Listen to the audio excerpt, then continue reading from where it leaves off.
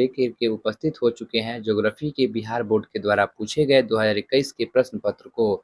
तो बने रहिए आप हमारे साथ अंत तक, क्योंकि हम इस वीडियो में 70 प्रश्नों को कवर करने वाले हैं। तो अगर आप हमारे चैनल पर नए हैं तो चैनल को सब्सक्राइब कर लीजिए और बेल आइकन को प्रेस कर लीजिए। अगर वीडियो अच्छा लगता है तो वीडियो को शेयर, लाइक, कमेंट जरूर कीजिए। चलिए, पहला प्रश्न है कि 2011 की जनगणना के अनुसार किस राज्य की जनसंख्या का घनत्व सबसे कम है? क्या पूछा गया है कि 2011 की जनगणना के अनुसार जो है किस राज्य की जनसंख्या का घनत्व जो है सबसे कम है? तो इसका राइट आंसर जो है वह हो जाएगा अरुणाचल प्रदेश। ऑप्शन ए इसका सही उत्तर होगा।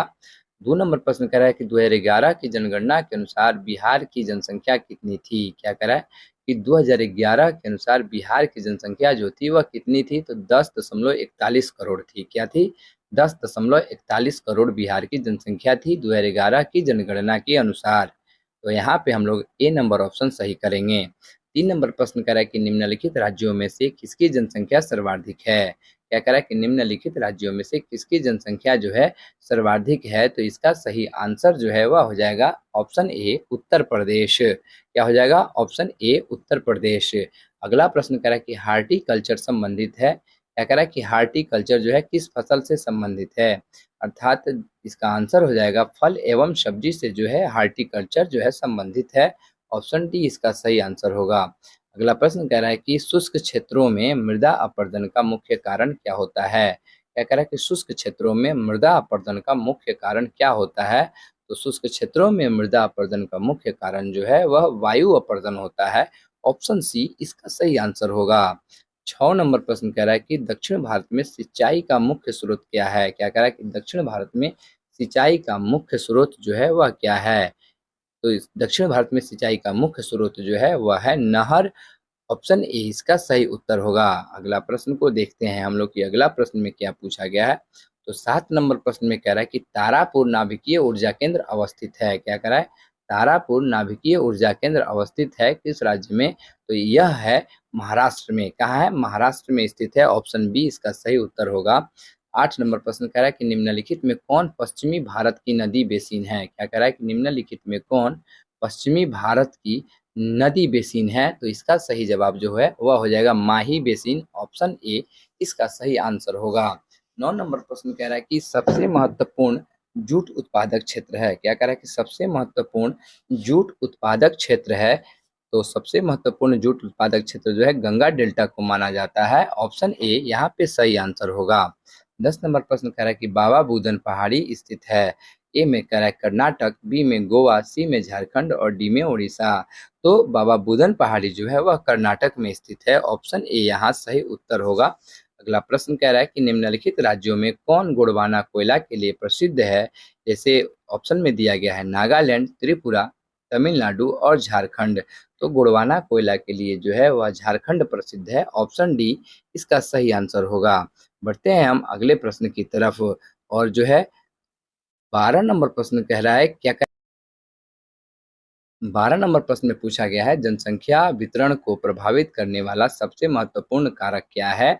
जैसे ऑप्शन में दिया गया है स्थलाकृति, बी में कह रहा है मिट्टी, सी में कह रहा है प्राकृतिक वनस्पति और डी में जलवायु। तो जनसंख्या को अगर कहें तो प्रभावित करने वाला सबसे महत्वपूर्ण कारक जो है वह जलवायु को माना जाता है। ऑप्शन डी इसका सही जवाब हो जाएगा। क्या हो जाएगा? ऑप्शन डी इसका सही जवाब जलवायु हो जाएगा।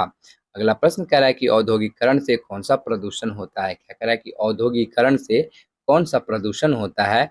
ए में जल प्रदूषण, बी में वायु प्रदूषण, सी में ध्वनि प्रदूषण और डी में इनमें से सभी। तो औद्योगिकरण से लगभग सभी प्रकार के प्रदूषण होते हैं, इसलिए इनमें से सभी। ऑप्शन डी इसका सही उत्तर हो जाएगा। अगला प्रश्न कह रहा है कि हथकरघा उद्योग है। क्या कह रहा है कि हथकरघा उद्योग है क्या है? ऑप्शन ए में कह रहा है कि आधारभूत उद्योग, ऑप्शन बी में कह रहा है कुटीर उद्योग, ऑप्शन सी में कह रहा है स्वच्छंद उद्योग और ऑप्शन डी में कह रहा है इनमें से कोई नहीं। तो हथकरघा उद्योग जो है वह एक कुटीर उद्योग माना जाता है। ऑप्शन बी इसका सही उत्तर होगा। अगला प्रश्न कह रहा है कि नोवा मुंडी लौह अयस्क क्षेत्र स्थित है। क्या कह रहा है कि नोवा मुंडी जो है लौह अयस्क क्षेत्र कहाँ स्थित है? ए में महाराष्ट्र, बी में झारखंड, सी में मध्य प्रदेश और डी में छत्तीसगढ़। तो नोवा मुंडी जो है वह झारखंड में स्थित है। ऑप्शन बी इसका सही उत्तर होगा। अगला प्रश्न कह रहा है कि भारत में हरित क्रांति की शुरुआत कब हुई थी? क्या कह रहा है कि भारत में हरित क्रांति की शुरुआत कब हुई थी? ऑप्शन ए में 1950 के दशक में, बी कह रहा है कि 1960 के दशक में, सी कह रहा है 1970 के दशक में और डी कह रहा है 1980 के दशक में। तो भारत में हरित क्रांति की शुरुआत जो है वह 1960 के दशक में हुई थी। ऑप्शन बी इसका सही उत्तर होगा। 17 नंबर प्रश्न कह रहा है कि कोलकाता पतन स्थित है। क्या कह रहा है कि कोलकाता पतन जो है वह कहाँ स्थित है? तो कोलकाता पतन जो है वह पश्चिम बंगाल में स्थित है। कहाँ स्थित है? कोलकाता पतन जो है पश्चिम बंगाल में स्थित है। ऑप्शन डी इसका सही उत्तर होगा। अगला प्रश्न कह रहा है कि निम्नलिखित रोगों में से कौन रोग जो है वायुजन्य नहीं है? इसमें से देखिए कितना बढ़िया से प्रश्न किया गया है कि कौन सा रोग जो है वायुजन्य रोग नहीं है। ए में श्वसन संक्रमण, बी में नेत्र सेल्सम शोथ, सी में अतिसार और डी में श्वसन नली शोथ। तो वायुजन्य रोग जो है वह अतिसार नहीं है। ऑप्शन सी इसका उत्तर हो जाएगा।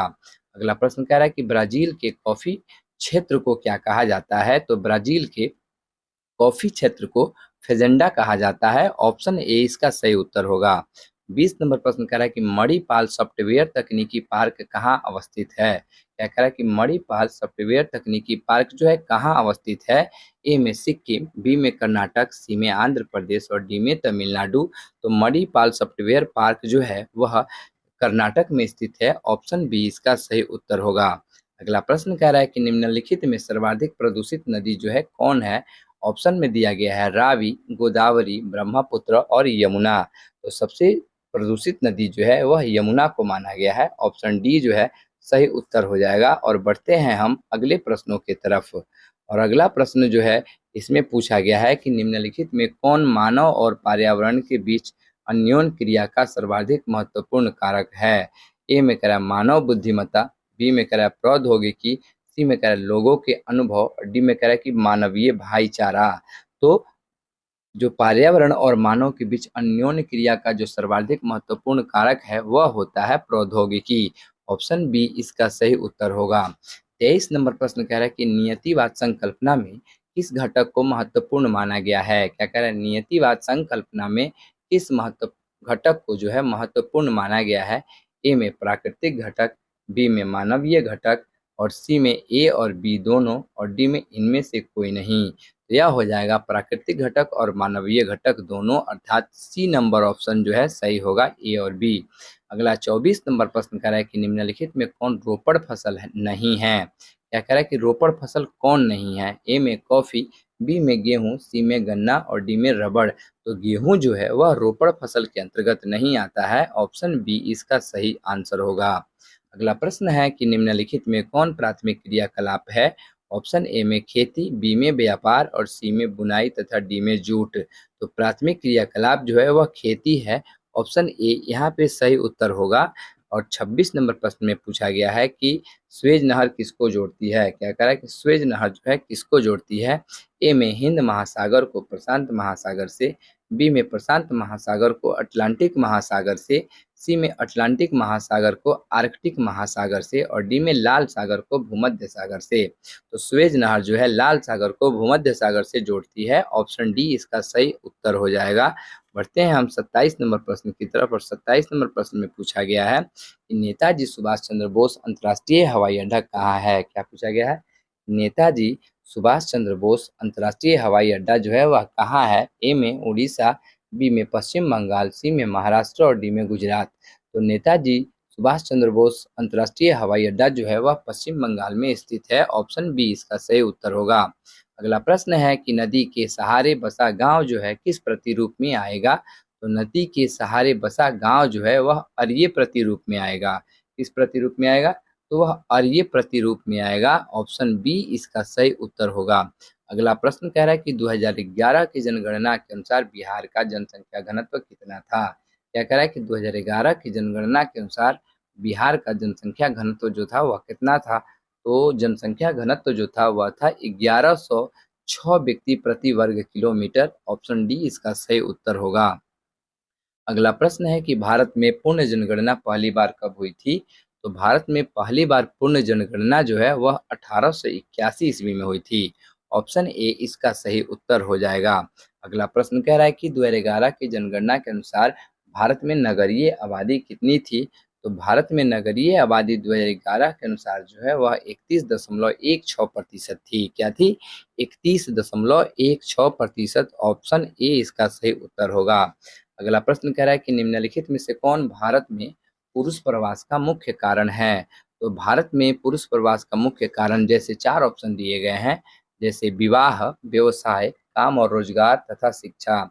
तो भारत में जो है वह पुरुष प्रवास का मुख्य कारण जो है वह होता है काम और रोजगार। ऑप्शन सी इसका सही उत्तर होगा। बढ़ते हैं हम अगले प्रश्नों के तरफ और 33 नंबर प्रश्न में कहा गया है कि निम्नलिखित राज्यों में से किसका 0 से 6 आयु वर्ग में लिंगानुपात जो है वह उच्चतम है? ए में कह रहा है हरियाणा, बी में गुजरात, सी में पंजाब और डी में हिमाचल प्रदेश। तो हरियाणा का जो है वह 0 से 6 आयु वर्ग में लिंगानुपात न्यूनतम है। ऑप्शन ए इसका सही उत्तर हो जाएगा। अगला प्रश्न कह रहा है कि 2011 की जनगणना के अनुसार निम्नलिखित राज्यों में से किसमें नगरीय जनसंख्या का अनुपात जो है वह सर्वाधिक है? तो इसका आंसर हो जाएगा तमिलनाडु। क्या हो जाएगा? तमिलनाडु। ऑप्शन ए इसका सही जवाब हो जाएगा।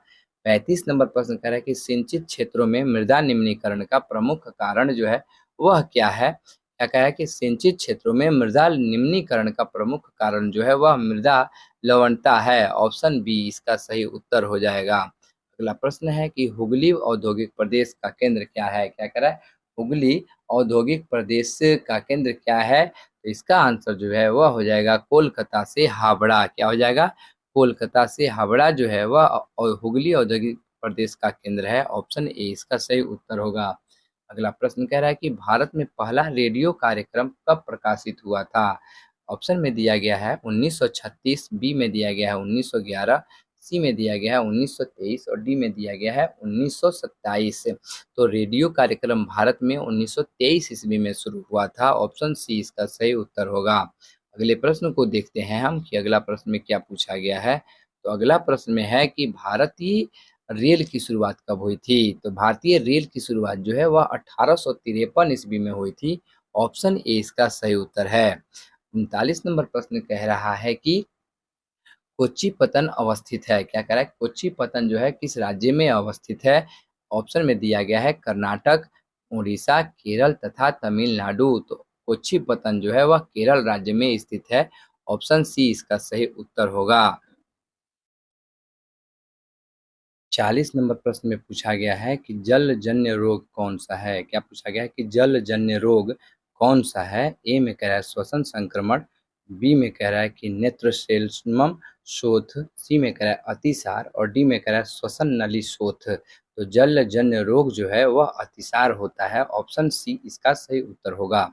अगला प्रश्न कह रहा है कि सर्वाधिक जनसंख्या वाला मेगालोपोलिस कौन सा है? क्या कह रहा है कि सर्वाधिक जनसंख्या वाला मेगालोपोलिस कौन सा है? तो इसका जो है ऑप्शन दिया गया है मुंबई, दिल्ली, कोलकाता और चेन्नई। इसका सही उत्तर जो है वह हो जाएगा मुंबई। ऑप्शन ए इसका सही उत्तर होगा। अगला प्रश्न कह रहा है कि धारावी मलिन बस्ती स्थित है कहाँ पर? ऑप्शन ए में कोलकाता, बी में मुंबई, सी में दिल्ली और डी में इनमें से कोई नहीं। तो धारावी मलिन बस्ती जो है वह स्थित है मुंबई में। ऑप्शन बी इसका सही उत्तर होगा। अगला प्रश्न कह रहा है कि संभववाद की अवधारणा में किस घटक को महत्वपूर्ण माना गया है? क्या कह रहा है कि संभववाद की अवधारणा में किस घटक को महत्वपूर्ण माना गया है? ए में कह रहा है प्राकृतिक घटक, बी में कह रहा है मानवीय घटक और सी में कह रहा है ए तथा बी दोनों और डी में कह रहा है इनमें से कोई नहीं। तो संभववाद की अवधारणा में ये दोनों महत्वपूर्ण घटक माने गए हैं, अर्थात प्राकृतिक घटक और मानवीय घटक। ऑप्शन सी यहाँ पे राइट आंसर होगा। 44 नंबर प्रश्न कह रहा है कि विश्व के सघन जनसंख्या क्षेत्रों में निम्नलिखित में से कौन क्षेत्र सम्मिलित नहीं है? क्या कह रहा है कि विश्व के सघन जनसंख्या वाले क्षेत्रों में कौन सा क्षेत्र जो है सम्मिलित नहीं है? तो इसका आंसर हो जाएगा उत्तर पूर्वी उत्तरी अमेरिका। क्या हो जाएगा? उत्तर पूर्वी उत्तरी अमेरिका। ऑप्शन डी इसका सही उत्तर होगा। अगला प्रश्न कह रहा है कि निम्नलिखित में से कौन एक जन स्थानांतरण का अपकर्ष कारक नहीं है? ऑप्शन ए में रहन सहन की अच्छी दशाएं, ऑप्शन बी में अनुकूल जलवायु, ऑप्शन सी में रहन सहन की निम्न दशाएं और डी में शांति एवं स्थायित्व। तो जन स्थानांतरण का अपकर्ष कारक कौन नहीं है? तो वह है रहन सहन की निम्न दशाएं। ऑप्शन सी इसका सही उत्तर होगा। बढ़ते हैं हम अगले प्रश्नों की तरफ और 46 नंबर प्रश्न को देखते हैं कि 46 नंबर प्रश्न में क्या पूछा गया है। तो 46 नंबर प्रश्न कह रहा है कि विश्व के किस देश की जनसंख्या सर्वाधिक है? तो अभी के हिसाब से अगर देखा जाए तो विश्व में सर्वाधिक जनसंख्या वाला देश भारत हो चुका है, लेकिन यह प्रश्न पत्र 2021 का है, इसलिए उस समय चीन था, लेकिन अभी जो है यह भारत है। ऑप्शन बी यहाँ पे सही उत्तर होगा। अगला प्रश्न कह रहा है कि निम्नलिखित में कौन एकल कृषि नहीं है? क्या कह रहा है कि निम्नलिखित में कौन एकल कृषि नहीं है? ए में मिश्रित कृषि, बी में डेयरी कृषि, सी में रोपण कृषि और डी में व्यापारिक अनाज कृषि। तो यहाँ पे एकल कृषि कौन नहीं है? तो वह हो जाएगा मिश्रित कृषि। ऑप्शन ए इसका सही उत्तर होगा। अगला प्रश्न कह रहा है कि निम्नलिखित में कौन रोपण फसल नहीं है? ऑप्शन में कॉफी, गेहूं, गन्ना और रबड़। गेहूं जो है वह जो रोपण फसल नहीं है। ऑप्शन बी इसका सही उत्तर है। नेक्स्ट क्वेश्चन है कि विस्तृत व्यापारी अनाज उत्पादक कृषि नहीं की जाती है किस क्षेत्र में? तो ऑप्शन में दिया गया है परियारी क्षेत्र में, बी में दिया गया है स्टेपिज क्षेत्र में, सी में पंपास क्षेत्र में और डी में अमेजन बेसिन में।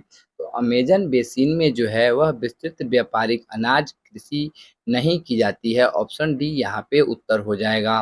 नेक्स्ट क्वेश्चन कह रहा है कि ओपेक का मुख्यालय कहाँ है? तो ओपेक का मुख्यालय जो है वह वियना में है। कहाँ है? वियना में है। ऑप्शन ए इसका सही उत्तर होगा। अगला 51 नंबर प्रश्न कह रहा है कि झील के चारों ओर बसा गांव किस प्रतिरूप में आएगा? क्या कह रहा है कि झील के चारों ओर बसा गांव जो है किस प्रतिरूप में आएगा? ए में आयताकार, बी में अरिये, सी में वृत्ताकार और डी में तारा। तो झील के चारों ओर बसा गांव जो है वह वृत्ताकार रूप में आएगा। ऑप्शन सी यहाँ पे उत्तर होगा। नेक्स्ट क्वेश्चन कह रहा है कि निम्नलिखित में कौन व्यावसायिक नगर है? क्या कह रहा है कि निम्नलिखित में कौन व्यावसायिक नगर है? तो वह है बीजिंग। कौन है?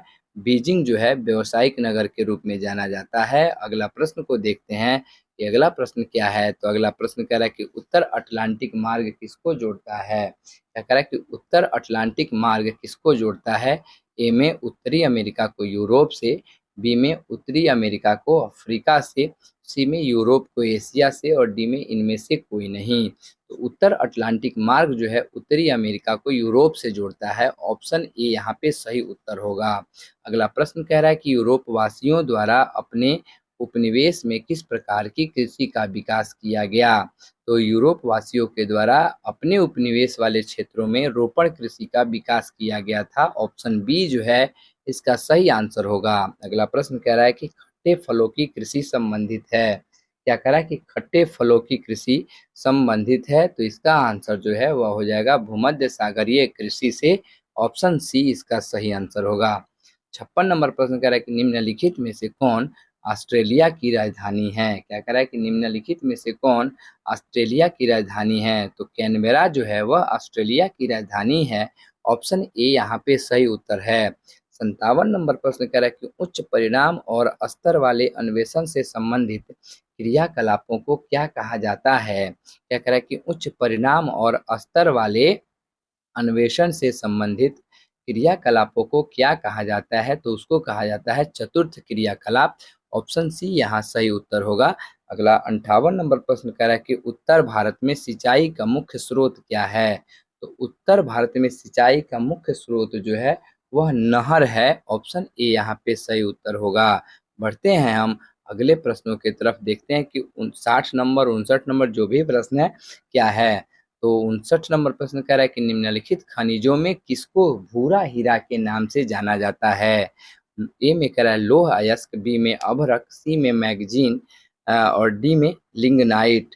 तो भूरा हीरा के नाम से लिंगनाइट को जाना जाता है। ऑप्शन डी यहाँ सही उत्तर होगा। 60 नंबर प्रश्न कह रहा है कि निम्नलिखित राज्यों में किसमें कैगा नाभिकीय जो ऊर्जा केंद्र है वह स्थित है? ए में उत्तर प्रदेश, बी में महाराष्ट्र, सी में कर्नाटक और डी में गुजरात। तो कैगा नाभिकीय केंद्र जो है वह कर्नाटक राज्य में स्थित है। ऑप्शन सी इसका सही उत्तर होगा। 61 नंबर प्रश्न कह रहा है कि बैलाडीला लोह अयस्क क्षेत्र किस राज्य में स्थित है? तो बैलाडीला जो है वह छत्तीसगढ़ में स्थित है। ऑप्शन डी यहाँ उत्तर होगा। और 62 नंबर प्रश्न कह रहा है कि केंदुझर मैगजीन क्षेत्र स्थित है? तो केंदुझर मैंगनीज क्षेत्र जो है वह उड़ीसा राज्य में स्थित है। ऑप्शन सी यहाँ पे सही होगा। देखते हैं अगले प्रश्नों को, और अगले प्रश्न में है कि निम्नलिखित में से कौन ऊर्जा का गैर परंपरागत स्रोत है। तो ऊर्जा का गैर परंपरागत स्रोत कौन है, जैसे कोयला, जल विद्युत, सौर ऊर्जा और खनिज तेल। तो ऊर्जा का गैर परंपरागत स्रोत जो है वह सौर ऊर्जा माना गया है। ऑप्शन सी इसका सही उत्तर होगा। 64 नंबर प्रश्न में है, निम्नलिखित में से कौन दूसरे उद्योगों के लिए कच्चा माल तैयार करता है। तो दूसरे उद्योग के लिए कच्चा माल तैयार करने वाला उद्योग जो है आधारभूत उद्योग कहलाता है। ऑप्शन ए इसका सही उत्तर होगा। 65 नंबर प्रश्न है कि निम्नलिखित में कौन तृतीय क्रियाकलाप है, जैसे खेती, व्यापार, बुनाई और आखेट। तो व्यापार जो है वह तृतीय क्रियाकलाप के अंतर्गत आता है। ऑप्शन बी इसका सही उत्तर होगा। 66 नंबर प्रश्न कह रहा है कि निम्नलिखित में कौन द्वितीय क्रियाकलाप नहीं है। तो द्वितीय क्रियाकलाप जो है वह है मछली पकड़ना।